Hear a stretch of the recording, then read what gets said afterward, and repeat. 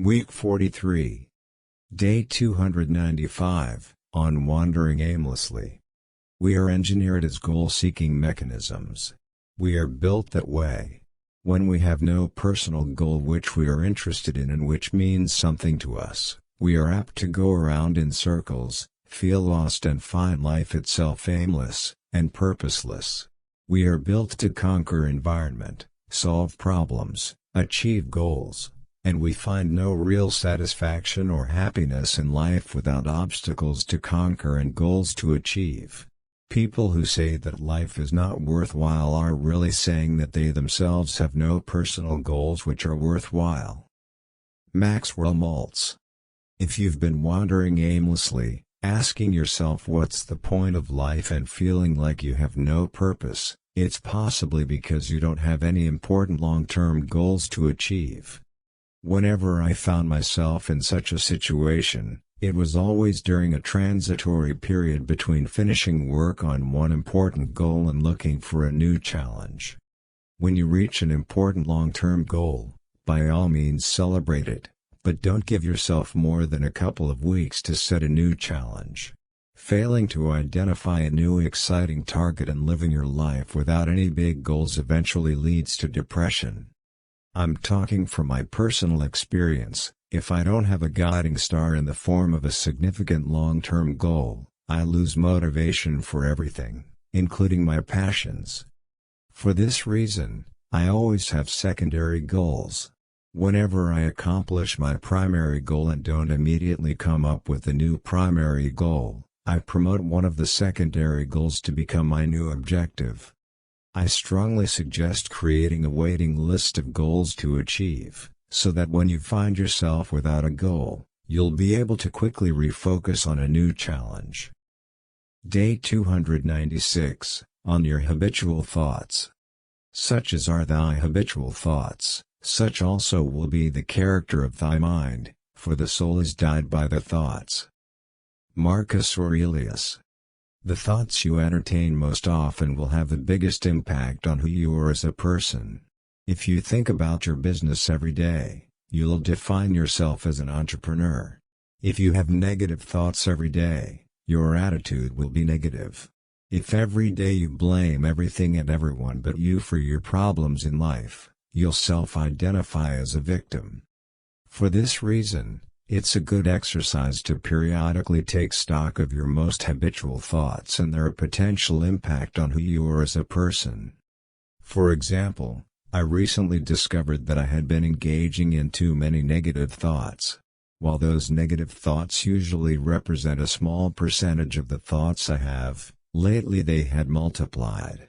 Using Marcus Aurelius's words, I don't want to let them dye my soul black. So I've made a decision to focus on cultivating more positive thoughts and weeding out the negative ones. Think of the most common thoughts you've been engaging in recently and ask yourself if they represent the kind of a person you want to be. If not, it's time to exert some self-discipline and regain control of your mind. Day 297, on the best time to work. I do my best thinking at night when everyone else is sleeping. No interruptions. No noise. I like the feeling of being awake when no one else is. Jennifer Niven. The best time to work, and by work, I mean work on your highest priorities, not necessarily your day job, with hours that you can't control, is a highly individual matter, but for most people there are only two choices for maximum productivity: early morning, when people aren't awake yet, or late at night, when everyone is already asleep.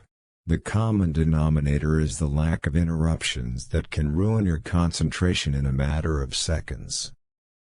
Early mornings have the advantage of being easier to combine them with a normal everyday schedule.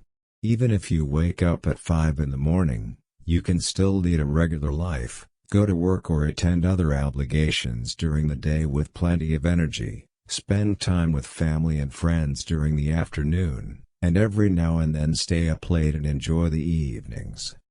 Unlike the way most self-help slogans go, staying up late doesn't mean that you'll never reach success, but in general it's more difficult to maintain this schedule when compared to waking up early.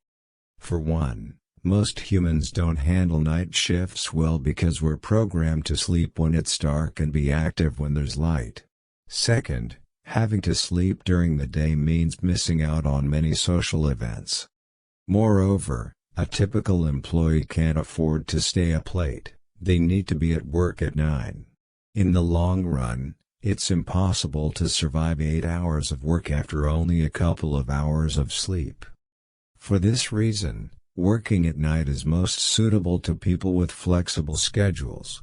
I used to follow such a routine. I worked until 3 to 4 a.m. and woke up around 1 to 2 p.m. In the end, I switched my routine and took the opposite approach. While I was generally productive while working at night, my mental health and energy levels visibly deteriorated, due to a deficiency of sunlight and a messed up circadian clock.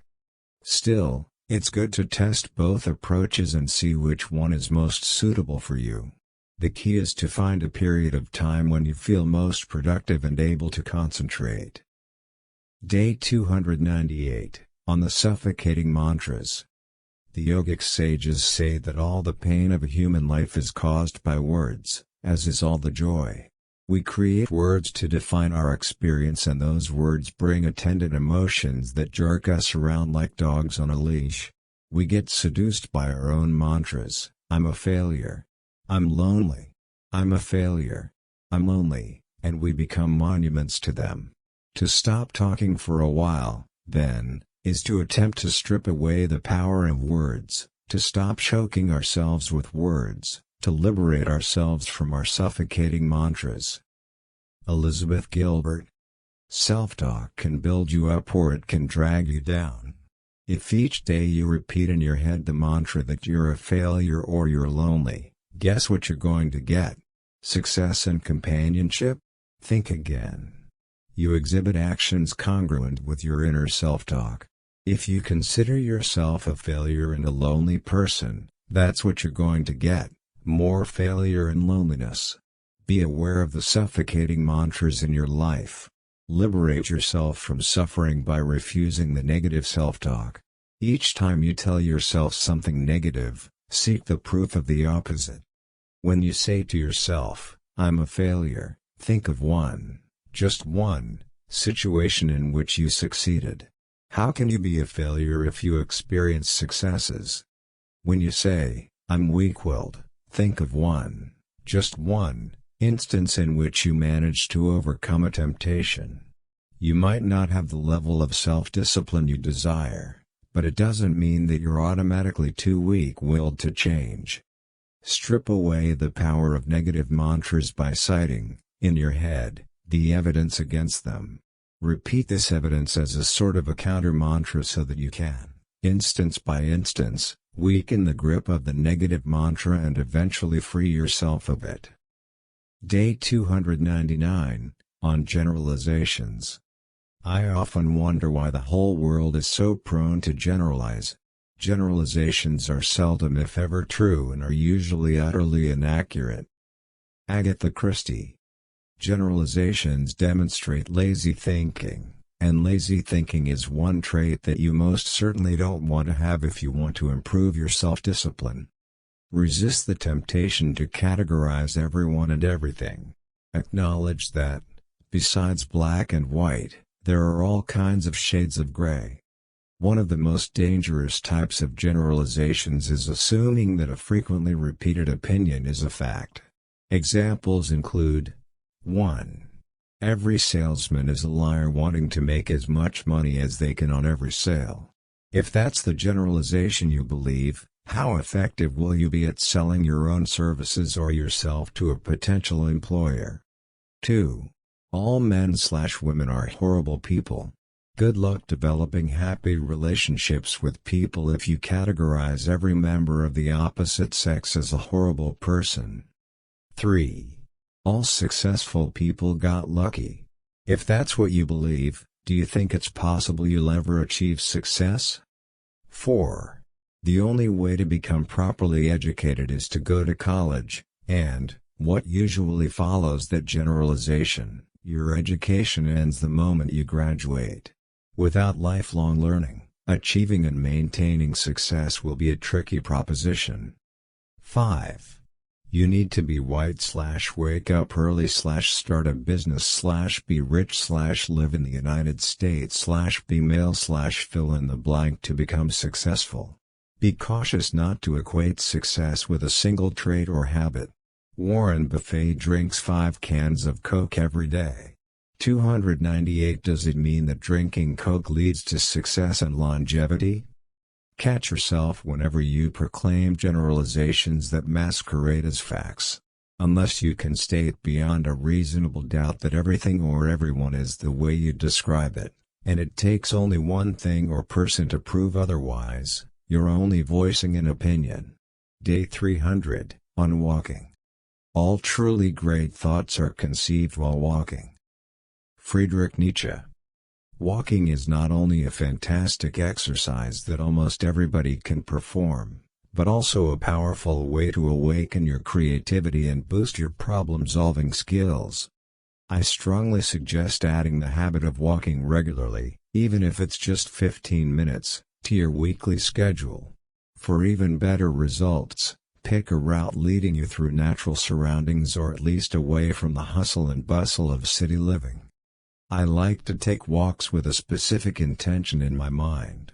For example, I think of a problem I've been struggling with recently and dedicate my entire walk to brainstorming potential solutions.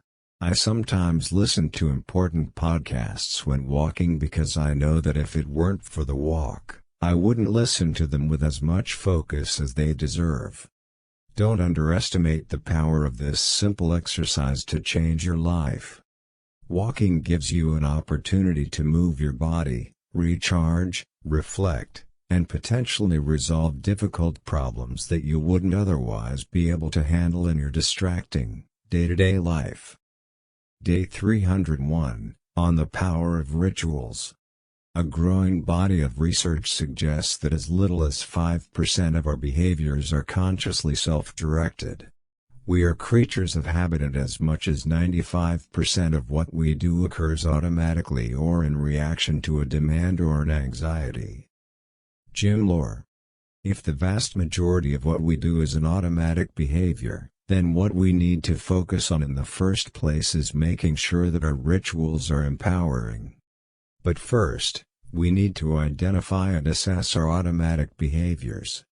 Starting from when you wake up, make a list of all of the automatic behaviors you engage in throughout the day. Do you immediately go to prepare coffee? When commuting to work, do you always swear at other drivers? When you arrive at work, do you automatically start gossiping with your colleagues? When shopping, do you automatically buy things you don't necessarily need if you see that they're discounted by 50%? When you're tired but there's still one more chore to attend to, do you routinely watch TV first and then take care of the chore, or forget about it entirely, or do you do it immediately, instead of giving in to the temptation to procrastinate? This simple exercise will help you take stock of your rituals and decide which ones to keep and which ones to discard.